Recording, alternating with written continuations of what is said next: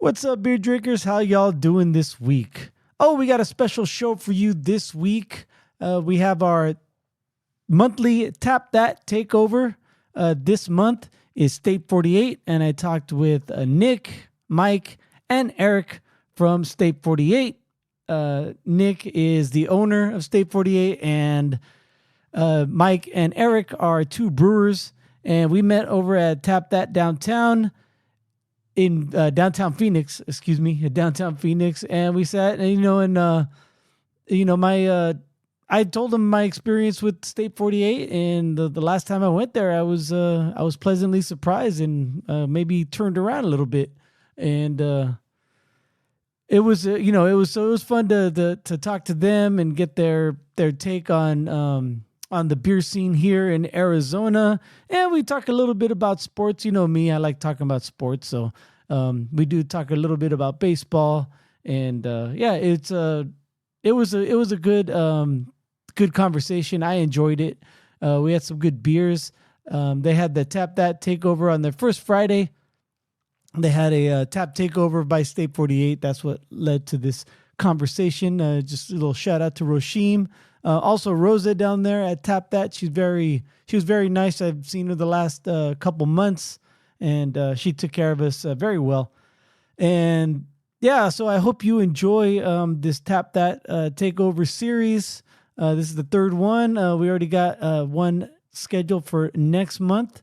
I think the takeover for the first Friday over at Tap That Downtown is going to be Grand Canyon. Not sure who I'm going to talk to yet from Grand Canyon Brewery and Distillery, but I'm sure Roshim is hard at work right now, lining up someone for me to talk to. But anyway, this is excuse me. Eric, Mike, and Nick and I talking about beer.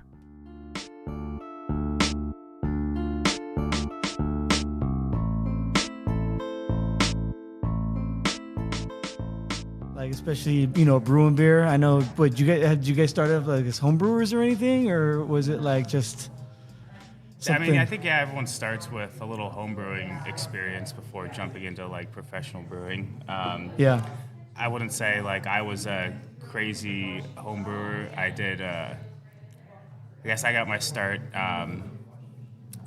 in college, studying nutritional science and biochemistry. My first homebrew was a project, actually, for a food science class. We were doing fermentation, and everyone, does like kimchi or kombucha. Yeah. And I had a homebrew kit that, little 5 gallon buckets that a friend's mom gifted me. So I did that, and it was a Hefeweizen that turned out really good. I think it was just an extract brew. A lot stronger alcohol than I didn't take any gravities or do any testing, but one pint would definitely mess you up good. So, but I impressed myself. Trying to keep temperature control in Arizona isn't the easiest for home brewing. Yeah. But then moved to Minnesota after college, and I wasn't doing brewing yet, but I don't know if you know, Minnesota's got a great craft beer scene and huge homebrew scene out there. So dabbled a little bit just in the community, and great culture out there. So I guess that's kind of where my craft beer experience all started. I know you've got something a little different, Eric. Oh yeah, I when I was at college, I joined a fraternity, and one of the guys in the fraternity worked at a homebrew shop or more beer. Yeah. And so when I was a pledge, I went over there, and he was showing me like how to package hops and all this stuff. And I was like, hold on, I can make my own beer. Like, I can't buy it yet. And he goes, oh yeah, completely legal. I was like, all right, let's do it. Ended up working there through college, and found out that I could do it like as a career. So a lot of like breweries that were opening up in Southern California, where I was going to college at, needed people in the bottling line or just starting out, and so I got my foot in the door, and 15 years later, here I am. So you work your way like from the bottom. Always. Yeah. Started bottling and packaging, moved way up to assistant brewer, head brewer, and then just been moving around. Yeah, I mean, I hear that story a lot. Very rarely do you ever go from, off the street right to, but it pitch in the east or anything. Yeah, no, it takes a lot more time than people, especially to get comfortable with like state of the art brew systems. Maybe at a smaller scale, you can do it like with a nano brew system. Yeah. But I remember I thought I had the knowledge and experience going into it when I first stepped into State 48 for the first time.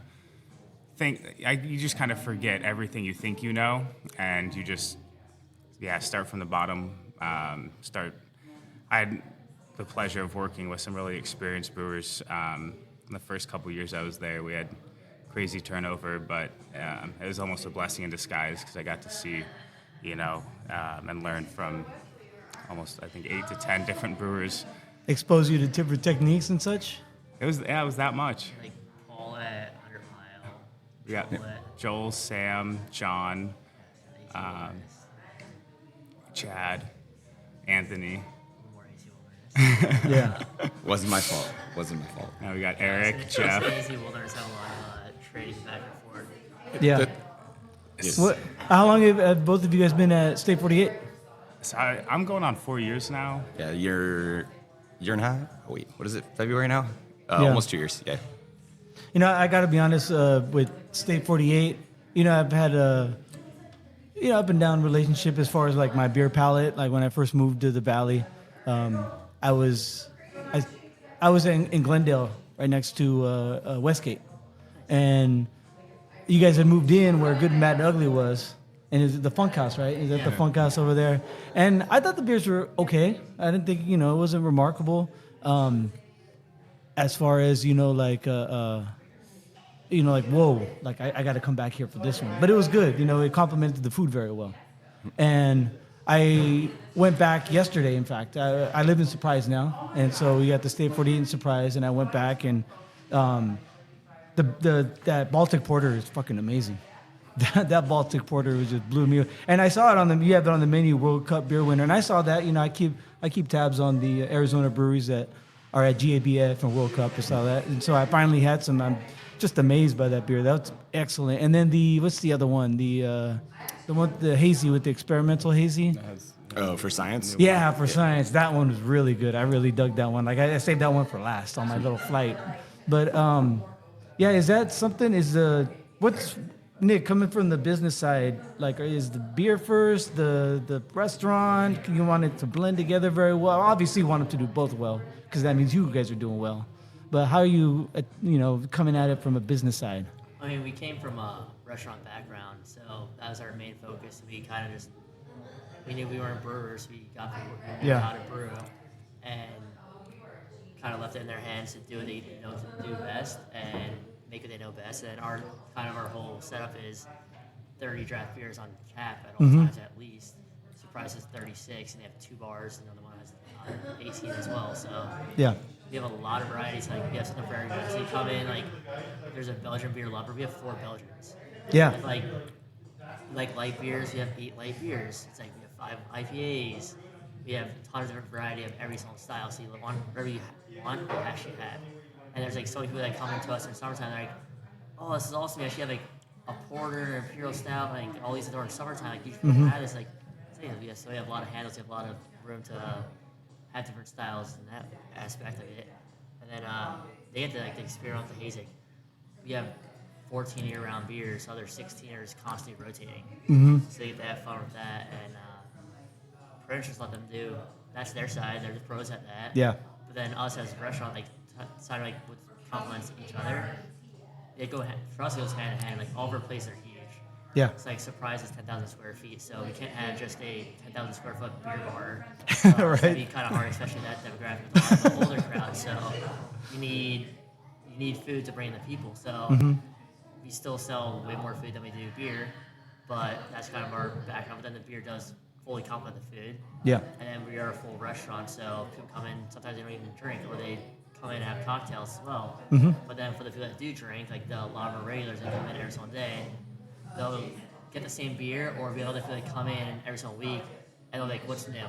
Yeah. We usually at least have That's- two that's- new that's the styles. com- that's me. Yes. Yeah.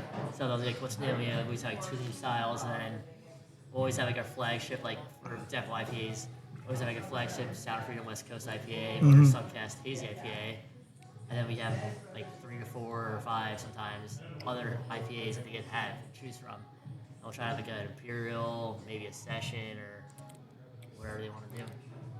Yeah, I think that's the one thing I noticed when I went in there yesterday was the amount of beers too, and the variety. Because I think when I first went, you guys had a few. Don't get me wrong, you had a good variety, but now the amount of variety that you have is great, and that's tribute to the 5 different places you have now. Do you brew at all 5 different?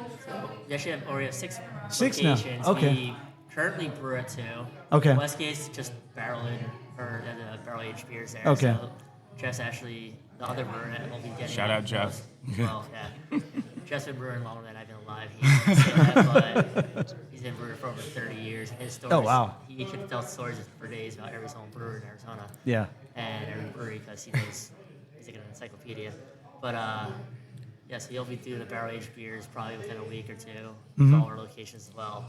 And those are always fun because you have some like Blanton's barrels coming out. Ooh, some nice. Heaven Hill. Yeah. And then we have some Jack Daniels as well. So. Right on. Do you guys? Where do you guys brew at? Where's the main brew house? So I'm at the Scottsdale location. Okay. We supply most of the beer for just the restaurants, so a lot of like just in kegs, all in kegs. And then Eric downtown, they do a lot of the canning and distribution. So kegs that are coming here to tap that is coming from downtown, and all the canning. Yeah. What do you? You guys distribute a little bit. I've seen you guys like at grocery stores, and are you trying to get outside of Arizona, or are you guys just happy where you're at, or just see how it grows?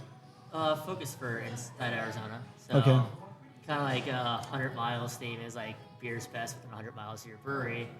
We're kind of beer, like we're 100% local, so our theme is State 48. So Yeah. we love Arizona. We want to stay in Arizona. And we have a lot of room to grow in Arizona. So that's kind of why we place all our locations throughout the valley. And we started in West Valley and love West Valley. Then we slowly moved to downtown, Scottsdale, and Gilbert. And it's like now, pretty much wherever you go to any sporting event, we're within a mile of every single major stadium in Arizona. Yeah. So that's awesome. It's like we kind of give everybody the opportunity to have it fresh on draft. And then as well, we're in like Fry's, Sprouts, Walmart, Total Wine, like Circle K, like literally like we're in pretty much every major chain store as well, and 6-packs for our main styles. Yeah. So kind of have a variety, like we have distribution. Crescent Crown is great for us, and then we also have it on draft where if you want more variety, you have that as well. Yeah. Do you guys like going to the beer festivals? You guys? I do. Yeah, it's fun. It's fun being on the other side of it now. Like going as the brewery. I enjoy it. It's some are better than others. The crowd can get tough to deal with, but it's always a fun time. It's always a unique experience. Everyone. Yeah. I'm on the opposite end of that. I've been doing it a long time. Went to my fair share of beer festivals, and now I'm like, you know what? I think I'm just gonna stay at home this Saturday and have a couple beers. Yeah. I don't blame you. But when I was going to them, they're a blast, and it was good to see your friends that were there too at other breweries, hang out with them, answer home brewing questions that now you have, a professional opinion on. Yeah. So help those guys out too. So like Mike said, it's good to be on the opposite side of it. Hey, we got a strong beer coming up. Do you guys have a big strong beer you guys made special for that? We actually have quite a few good strong beers that we're just coming out with. But we just did a Belgian strong that we'll probably bring. We've got a crowd favorite at these beer festivals is our Hellbitch Belgian triple. People just love that beer. It's Got that clove aftertaste. Yeah, or finish. Yeah, and it's not like real heavy. It doesn't drink like a 9.5% beer.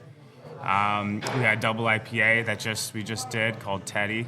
I saw that. I can't drink that's everything there. one. I want to do it. So we got some good strong beers. Again, having 30 beers year round, it gives us just variety whenever these beer festivals come around. Yeah. We'll probably bring a light beer though too, so people aren't Palate cleanser. You don't want to drink 9% beers all day, Mike? No, yeah, we'll bring something nice, crispy, and refreshing for. Well, that's for what the I've crowd. noticed about strong beers. They have people bring the breweries bring the strong beer, but then they'll have a lighter option just as a change of pace. Because yeah, you're right. I mean, I think every time I've gone to strong beer, I have not used all my tickets. No, I usually give my tickets away at the end. I'm like, nah, I'm good. I got to drive home. pretty What- impressive if you do though. Yeah, well, there's some people out there, God bless them. They could do it. I'm not built that way. At the end of the beer festival, you usually find the people that got all those extra tickets. So, Oh yeah, yeah. You see those memes on the Dark Lord Day memes. oh yeah. What so like what? It's a cliche question, but it's always very interesting to me. Like, what kind of beers do you guys like to drink? At home. Well, we can go in a row. I'll go first. I honestly, back in the day, like the whole like haze craze, I was definitely got into like hazies. I think everyone like goes in and out of like what your palate's feeling, especially with the seasons. And but yeah, with the haze craze, I think I was really into hazies and kind of got burnt out on them. So now it's just your nice light beers, like what I enjoy at home, especially in Arizona. It's sunny and hot throughout the year. You want something nice and refreshing. So yeah, I would say. Or like our German Pilsner, we just started canning our Buzz Light beer, which is American Light Lager, which is fantastic. That's probably been my go-to in-house. And yeah, just a Miller Lite guy, I guess. Miller. No, I'm in that same boat with Mike. I drank a lot of IPAs going into college right when they were getting bigger and bigger and bigger. But now I love all the hop characteristics, but in a lower ABV beer. So Czech Pilsners, German Pilsners are my go-tos. Yeah. But if they would sell better, I would love to do 4.5%, IPAs with all of those aromatics that you can get out of your hops. But just I can drink two of them instead of just having one. Yeah, the So, session IPAs. yeah. They don't sell that well, do they? No. No, and that's the biggest thing. We'll drink them; they're Yeah. great, but unfortunately, it's hard to keep them in stock because of the way that they sell. So Do you think it's because they feel like they're watered down IPAs, or is it because it? Yeah, I think people like getting the most bang for their buck, Yeah. because we're not going to, I don't know, on the menu, it's still going to be the same price usually as. Two price points. So Yeah. IPAs are one, and everything else is the same. Yeah. Beers are $7.25. You can take a barrel aged 12.1% beer, or it's Pilsner. So Yeah. I mean, hops are expensive, and the yeast that we use is Right. usually we can control that, but taking some grain out to reduce the ABV in that doesn't change your price point a whole lot. Yeah, Grain's that's a good pretty point. the cheapest ingredient that we use. I do like I think the double IPAs have probably for the bang for my buck as far as flavor goes, not the ABV. I'm not very concerned with the ABV, but as far as flavor goes, the doubles always do me the best anyway. That's what I like. How about you, Nick? What do you drink? Porter's always been my favorite style. Which Yeah? I think it's awesome how we actually won gold medal for Porter World Beer Cup. Like one of my dogs' names is Porter, and she's 7 years old, so like that's perfect. But then I'm not drinking 4 porters. Yeah, no, So, yeah. Yeah, so like I might have if I go out to a restaurant, a lot of times I will have a porter, but then I usually will have a light beer. So it's usually like American Light Lager or Mexican Light Lager are usually my go-tos. So, Yeah. and my wife always drinks hazy IPAs. Like I'll have a sip of her beer. I'm like, all right, like. You got I your remember those fix. days. Get my fix and try something new. But usually every time I go out to a restaurant, like literally just whatever local beers on tap that Yeah. I haven't had yet, I'll get that. Oh yeah, I So, feel you on that. Yeah, no matter what it is, like if it's a amber and it's a local beer and there's everything else is domestic, Mm-hmm. I'll get that just to try to support the local guys. Yeah, I got you. I have a question about porters though, and I've read about it, but what's the difference between like a regular porter and a Baltic porter? Oh, it's one's lagered and one's an ale. Okay, that's what I thought. Okay. Porters are typically ales, and then the Baltic right. porter is just cold fermented with the lager yeast. So, but with this Baltic porter that we did, shout out Jeff again, his recipe, just well executed because it's stronger. So it's technically it's 8.5%. So it's Yeah. not your normal porter. So it's double strong. It's porter? a strong beer. Yeah, it's a strong beer, and it's just clean fermented. Yeah, a lot of balance to it. You get that chocolate, you get that roast, and it's clean, but at 8.5%, it's not like sticky. It's really easy drinking. So that's. Yeah, I've noticed it's like it was smooth, almost like creamy. The mouthfeel, not like like a you threw lactose in it, but Yeah, no lactose in that. yeah, but it does have like a creamy finish, and I was just amazed. I can't wait to have it again, to be honest. Cool. Yeah. So yeah. So what do you guys have? Do you guys like to do experimental beer? Like what kind of beers are you guys trying to experiment with? I mean, I saw you have some sours and a seltzer on tap. Probably won't be doing a seltzer again. Okay. We definitely tried that out. That was fun.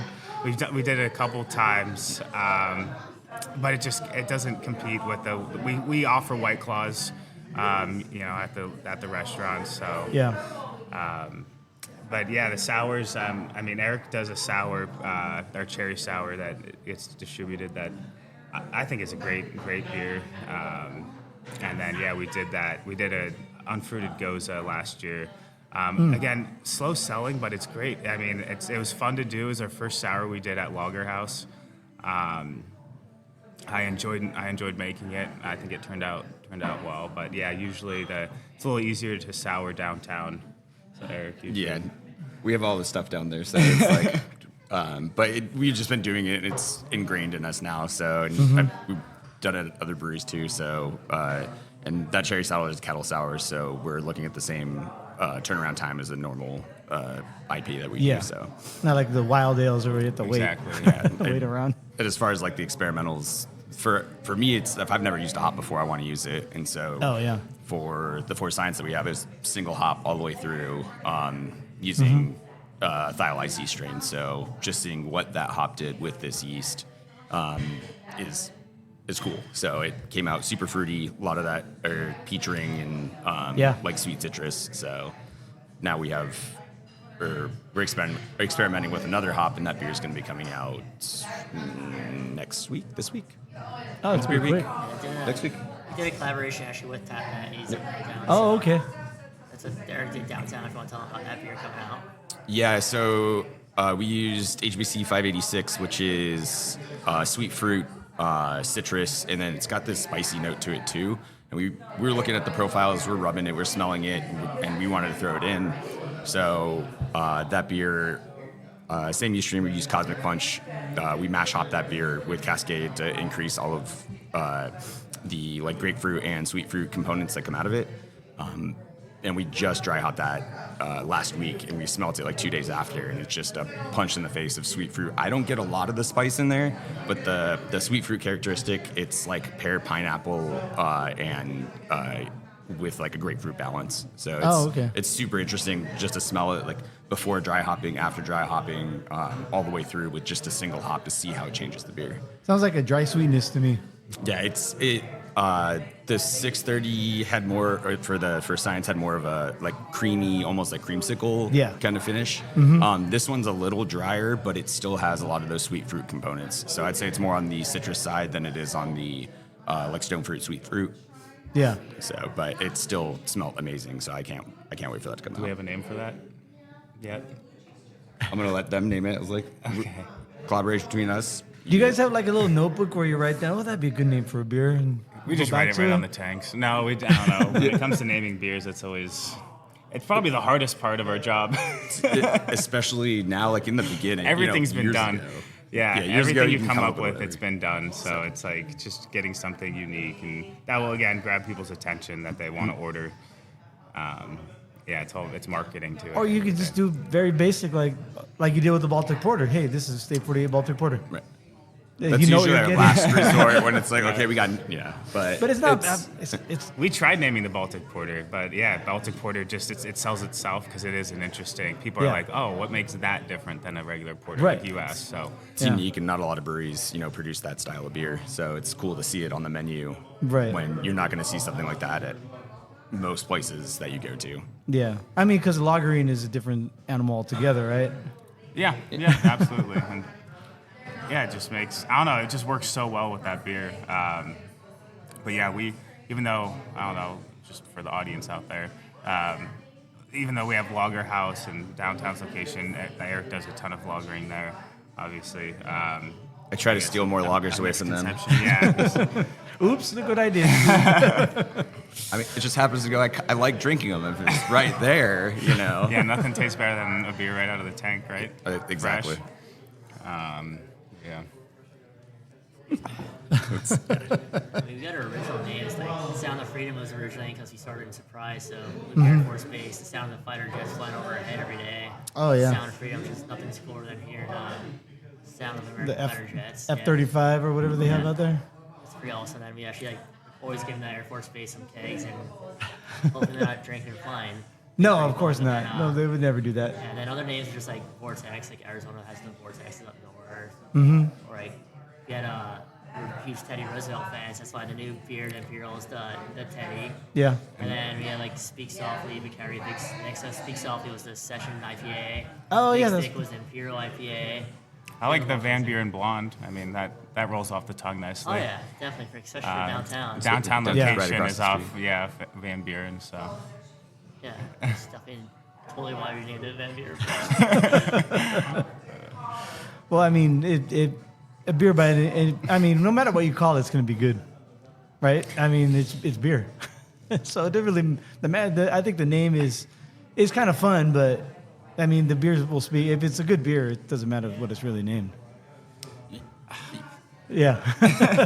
I'm indifferent. Yeah, I don't know. I think that names draw you in, just like labels do. So if you see it on Good a shelf point. and you've never tried it before, you've never seen it, that's usually you look at that and you're like, oh, it's a cool name, and then you read what it is underneath. Yeah. And that draws your attention first. And you're like, oh, I'm gonna give it a try. It's got a cool name. And then Yeah. we try to do both cool name and good beer, so that way they remember it. And then Yeah. And what about your labels? I mean, who does your labels? Do you guys have a permanent artist or? Yeah, I mean, we don't do our own. We're Okay. not that technology. But we have a guy named Blake Wilson. Okay. Who does it, and he just kills it because we just tell him what we want, and he just does it. And most of our labels are just representing Arizona. A lot of our labels now are just the Arizona flag with like a different center. So it's like Mango Wheat might have the mango in the middle. Suncast is the hop in the middle. Yeah. And then like Sound of Freedom is a patriotic can.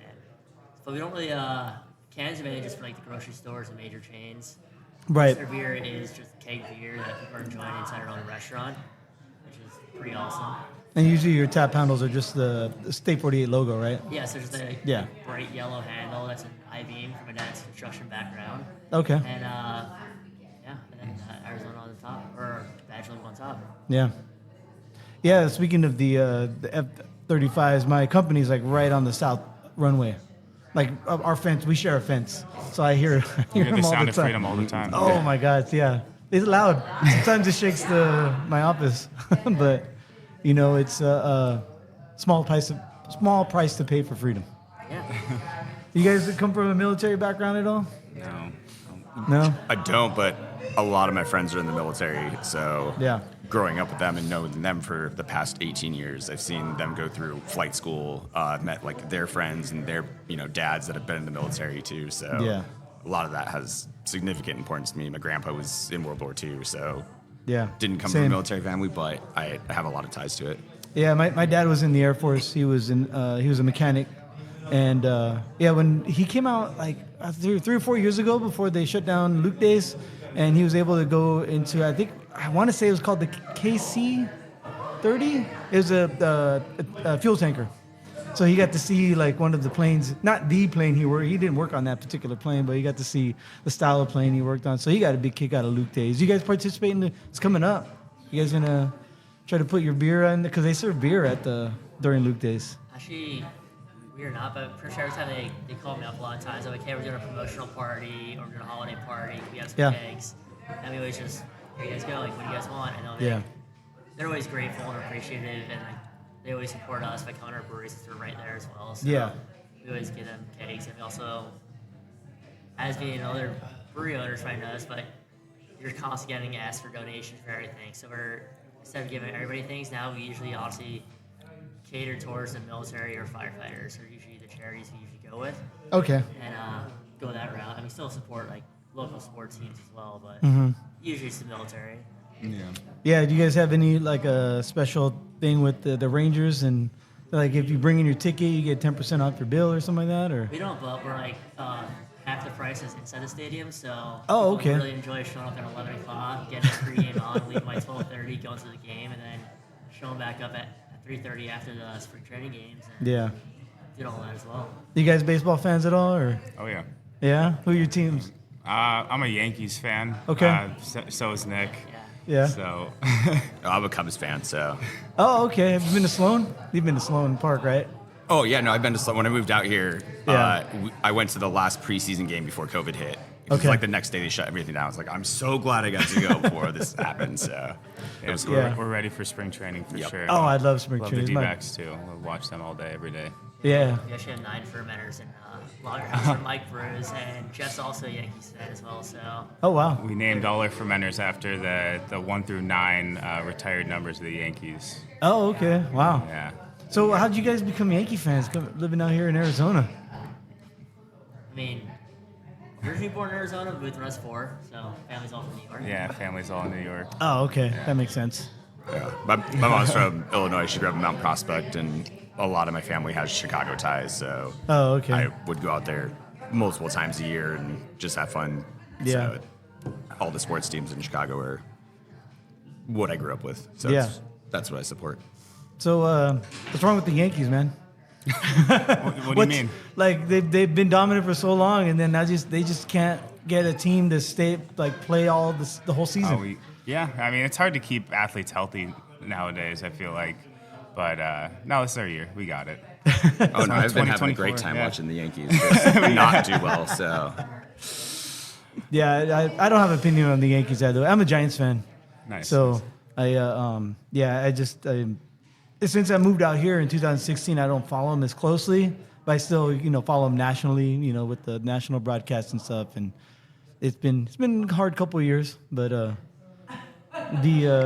the fact that every year everyone starts at zero again, and you have that hopefulness, but like to your point, like it's hard to keep your team healthy the whole year.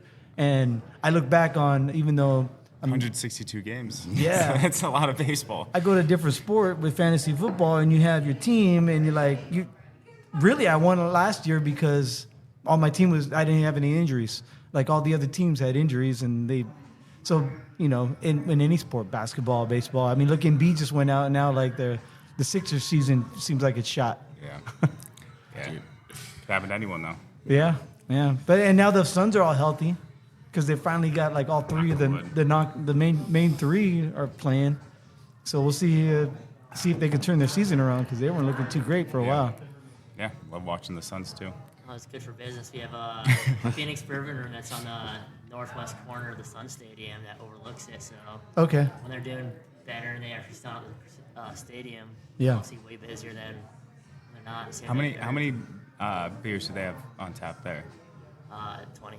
20. Says So 20 and, state 48 beers. Yeah, we have enough in there as well. Wow. It's all hard beer, obviously. But then, yeah, that's more of our fine dining restaurant. Oh, okay. Yeah, it's like more steaks, and we still have our classic burgers as well. Our burgers Yeah. are all half pound, premium Angus beef, so they're all high quality food. Oh yeah, I had a burger yesterday. It was fucking fabulous, man. Something to go with. I went with the shoot, I can't think of. Oh, it had the American cheese, special sauce, and the B&B Royale. pickles. The Royal, yeah. Royale with cheese. Yeah. Well, I got that one because I was with my daughter and she wanted a burger and she doesn't like all the fancy stuff. Yeah. So I went with something kind of plain.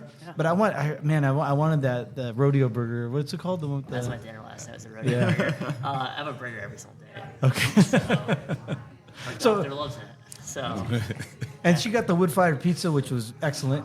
I enjoyed that too. So I had half a burger and a slice of pizza, with a flight of beers. It was good. I had a good time. But to get back to the steakhouse though, like, do you guys have like all the cool cuts, like the porterhouse, ribeye, sirloin, New York? yeah, we have it all, and then Yeah. we do a lot of smoked meats there as well. Oh, We got okay. the smoked meat platter. Then it's Phoenix Bourbon Room, so our locations, if you go to our locations, we have a full bar, but it's not just basic standard, like you have these few options to get, but Mm-hmm. because we have Phoenix Bourbon Room and Surprise has the barrel room, so we buy Oh, so much yeah, different, yeah. like, A lot of we'll bourbon. buy like Sazerac's entire portfolio, Mm-hmm. and then we'll get all the allocated bottles as well. So it's pretty cool. It's like somebody might come to our place and be like, oh, like, you guys have Eagle Rare and Blanton's? I'm like, yeah.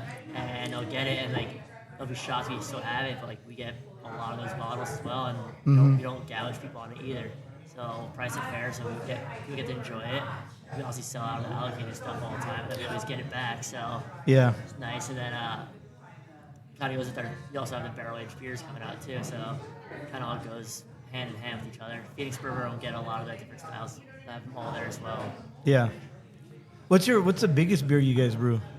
Speaking of the barrel strongest? aged, yeah. Well, right now the barrel aged beer will be the strongest at like I think it's 12.5%. 12. Oh, that's a good one. But consistently, the Hellbitch Belgian.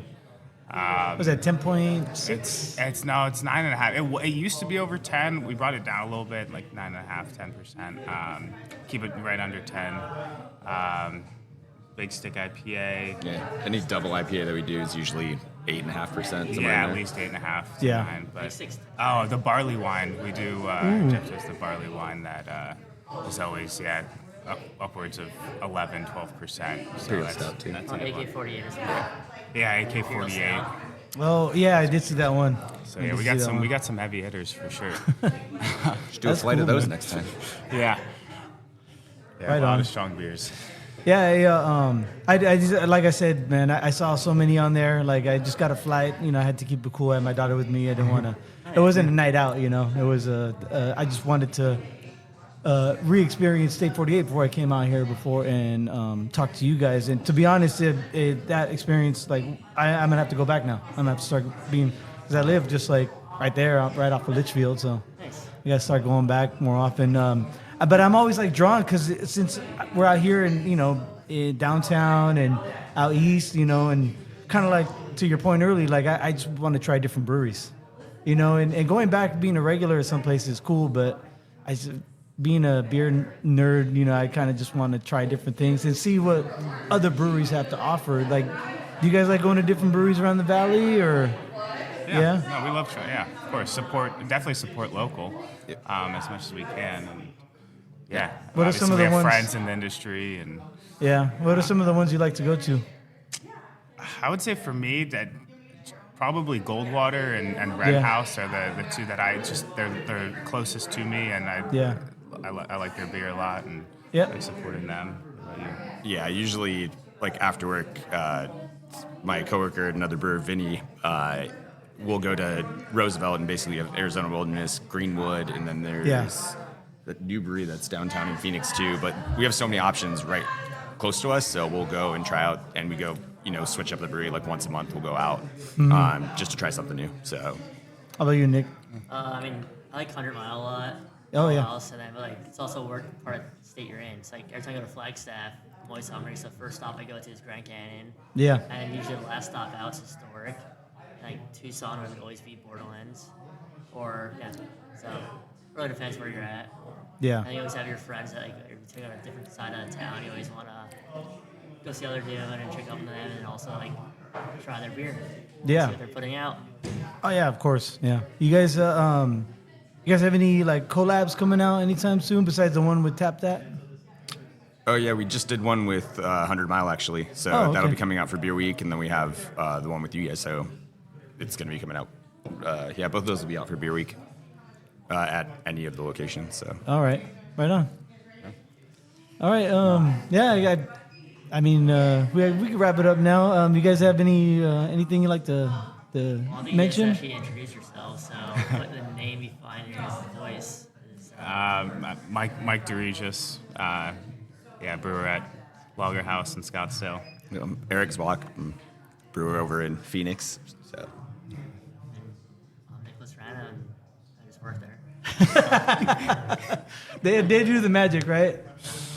He's a very good keg cleaner. That's what I'll say. Assistant cellar. Yeah. Assistant to the assistant. Assistant. Yes. I'm gonna make business cards that say that. Right on. Well, cheers, guys. Cheers. Yeah. I wish I had ran out of beer. Yeah, let's go get some beer. Alrighty.